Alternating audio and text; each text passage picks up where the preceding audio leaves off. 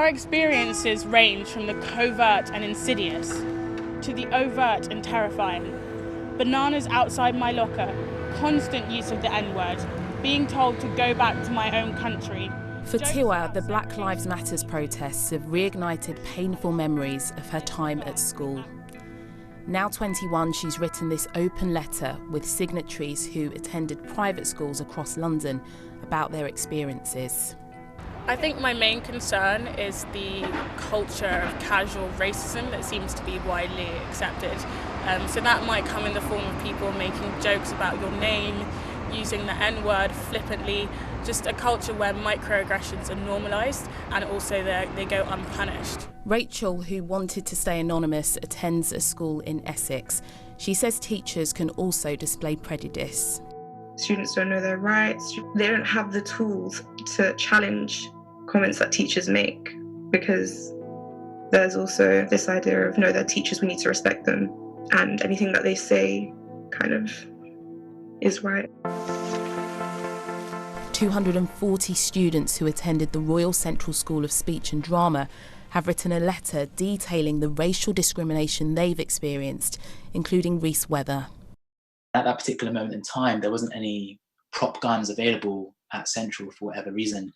And the person directing that sort of scene, their reaction was, well, I'm sure you know how to source those, don't you?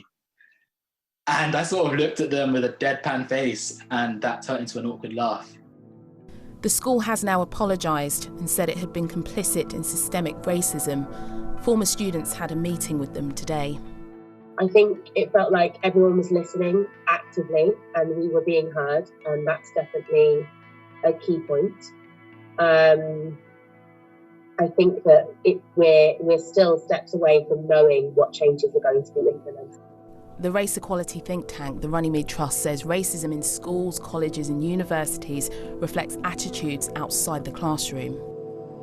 Tiwa's school has apologised and says it's looking at more work to promote anti-racism. Schools have got a lot on their plates, especially at the moment, and they will feel they've been trying with this issue. I guess what would your advice be for them to do better? I would say they really need to listen to their black students and acknowledge their experiences, and also listen to their suggestions for advice. I think a lot of the time these conversations about diversity take place without any people of colour in the room, and that's why schools so often miss the mark. They may be closed to most students at the moment, but she hopes the protest will encourage schools to take a look at their approaches to race issues ahead of their return. Tolu Adeoye, BBC London.